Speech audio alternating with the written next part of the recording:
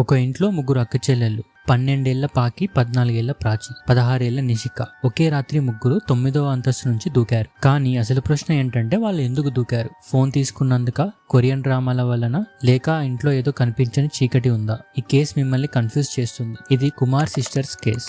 రాత్రి 2 గంటల సమయం. గజియాబాద్ లోని ఒక హైరేజ్ అపార్ట్మెంట్. ఒక వ్యక్తి బయట నడుస్తూ పైకి చూశాడు. 9వ అంతస్తు బాల్కనీ దగ్గర ఏదో కదలిక. అతను గమనించే లోపే భూమిని తాగిన ఒక పెద్ద శబ్దం. కొన్ని సెకండ్ల గ్యాప్ లో ఇంకో శబ్దం, మళ్ళీ మూడోది. ఆ ముగ్గురు సిస్టర్స్ అక్కడే పడి ఉన్నారు. వాళ్ళు ఒకేసారి కాదు, ఒక్కొక్కరిగా దూకారు. కానీ ఒకరిని చూసి ఇంకొకరు ఆగలేదు, భయపడలేదు. మొదటి స్టోరీ ఏంటంటే ఫోన్ తీసుకున్నందుకే ఇలా చేసుకున్నారు అని. వాళ్ళ ఫాదర్ చెప్పిన వర్షన్ ప్రకారం వాళ్ళు మొబైల్లోనే ఎక్కువగా టైం గడిపేవారు. ప్రత్యేకంగా కొరియన్ కంటెంట్ చూసేవారు. ఆ రోజు వాళ్ళ దగ్గర ఉన్న చివరి ఫోన్ తీసుకోవడంతో గొడవ జరిగింది. కానీ ఒక్క నిమిషం ఆలోచించండి, ఫోన్ తీసుకున్నందుకు ఇలా చేస్తారా? సరే, ఒకరు చేశారనుకుందాం, కానీ ముగ్గురు అలా ఎందుకు చేస్తారు? చాలా న్యూస్ ఛానల్స్ లో ఇదే హెడ్లైన్ గా పెట్టారు, ఫోన్ అడిక్షన్ ట్రాజెడీ అని. కానీ ఇక్కడ షాకింగ్ విషయం ఏంటంటే వాళ్ళు ఒక 8 పేజీల నోట్ వదిలి వెళ్లారు. అంటే అది స్పాంటేనియస్ గా తీసుకున్న నిర్ణయం కాదు, వాళ్ళు ముందే ప్లాన్ చేసుకున్నారు. Korea impact. వాళ్ళ ఫాదర్ పేరు చేతన్ కుమార్. అతను స్టాక్ ట్రేడింగ్ చేసేవాడు. అతను ఏమన్నాడంటే వాళ్ళు ఒక టాస్క్ బేస్డ్ గేమ్ ఆడుతున్నారు, ఆ గేమ్ వాళ్ళని ఇలా చేయమని చెప్పింది అని అన్నాడు. పోలీసులు క్లియర్ గా చెప్పారు అలాంటి గేమ్ కి ఎవిడెన్స్ ఏమీ లేదు అని. ఇక్కడే కథ మలుపు తిరుగుతుంది. ఫాదర్ అంటాడు వాళ్ళు కొరియన్ డ్రామాలకు అడిక్ట్ అయ్యారు, వాళ్ళు కొరియన్ అవ్వాలనుకున్నారు, ఇండియన్ కల్చర్ ఫాలో అవ్వలేక ఇలా చేసుకున్నారు అని. కొరియన్ కంటెంట్ బ్యాన్ చేయాలని కూడా డిమాండ్ చేశాడు. కొరియన్ డ్రామాలు చూస్తే మనిషి తనను తాను చంపుకుంటాడా? కానీ వాళ్ళు ఆ 8 పేజీల నోట్లో ఇలా రాశారు, సారీ పాప, మేము కొరియాను వదిలి ఉండలేం, కొరియా మా లైఫ్, దాన్ని వదిలేయమని మీరు మమ్మల్ని బలవంతం చేయలేరు, అందుకే మేము ఈ నిర్ణయం తీసుకుంటున్నాం, మీ చేతిలో కొట్టించుకోవడానికే మేము ఈ లోకంలో పుట్టామా, మీ దెబ్బల కంటే మాకు మరణమే మంచిది అని రాశారు. నేను చాలా ఒంటరిగా ఉన్నాను, నా గుండెను ముక్కలు చేశారు అని ఇంటి గోడలపై కూడా రాసి ఉన్నాయి. ఫ్యామిలీ. ఆ ఇంట్లో ఎవరున్నారు? వాళ్ళ ఫాదర్, అతని 3 వైఫ్స్. అందులో 2 వైఫ్స్ బయాలజికల్ సిస్టర్స్. మొత్తం 5 పిల్లలు.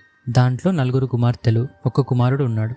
కానీ ఇక్కడ పెద్ద ట్విస్ట్ ఏంటంటే ఇతనికి ఒక గర్ల్ ఫ్రెండ్ కూడా ఉండేది. 2015లో ఆమె కూడా ఇలానే మేడ మీద నుండి పడిపోయింది. సూసైడ్ అని పోలీసులు కేసు క్లోజ్ చేశారు. దాదాపు ఇదే రకం మరణం. ఇది కోఇన్సిడెన్సా? ప్యాటర్న్ మాత్రం కనిపిస్తుంది. ఇంకో విషయం ఏంటంటే ఈ ఇంట్లో గొడవలు సాధారణం అని పక్క వాళ్ళు చెప్తున్నారు. అతను స్టాక్ ట్రేడింగ్ లో భారీ నష్టాల్లో ఉన్నాడు. 2 కోట్ల అప్పు, 3 వైఫ్స్, 5 పిల్లలు. ఇంటి వాతావరణం ఎలా ఉంటుందో ఊహించండి. స్కూల్. ఈ 3 పిల్లలు 2020 నుండి రెగ్యులర్ గా స్కూల్ కి వెళ్లడం లేదు. దాదాపు 2 సంవత్సరాలు పూర్తిగా ఇంట్లోనే ఉన్నారు.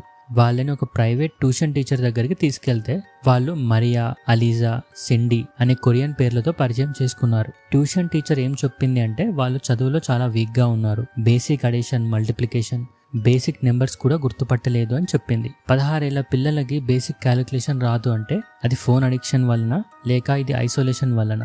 బయట ప్రపంచంలో కనెక్షన్ లేదు, స్నేహితులు లేరు, స్కూల్ లేదు, ఫోన్ మాత్రమే వారి ప్రపంచం అయ్యింది. ఇప్పుడు మనం కూల్గా ఆలోచిద్దాం. 3 పిల్లలు ఎప్పుడు కలిసి ఉంటారు, ఒకే గది, కానీ వాళ్ళు ఒంటరిగా ఎందుకు ఫీల్ అయ్యారు?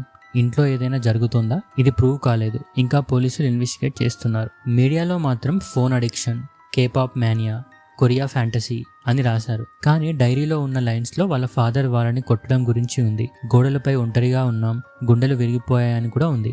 కానీ వీటి గురించి ఎవరు మాట్లాడట్లేదు.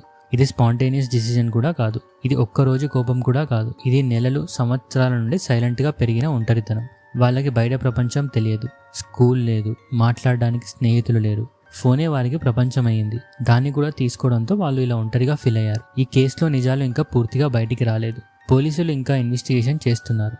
కానీ ఒక్క విషయం మాత్రం క్లియర్, కొరియన్ డ్రామాలు ఎవరిని చంపవు, గేమ్స్ ఎవరిని బలవంతం చేయవు, కానీ ఒంటరితనం చేస్తుంది, భయం చేస్తుంది. కానీ అసలు ప్రశ్న ఒకటే, వాళ్ళు నిజంగా దూకారా లేక వాళ్ళకి దూకడం తప్ప మరో మార్గం లేకుండా చేశారా? మీరేమనుకుంటున్నారు? కమెంట్ చేయండి. ఇలాంటి మరిన్ని వీడియోస్ కోసం సబ్స్క్రైబ్ చేయండి.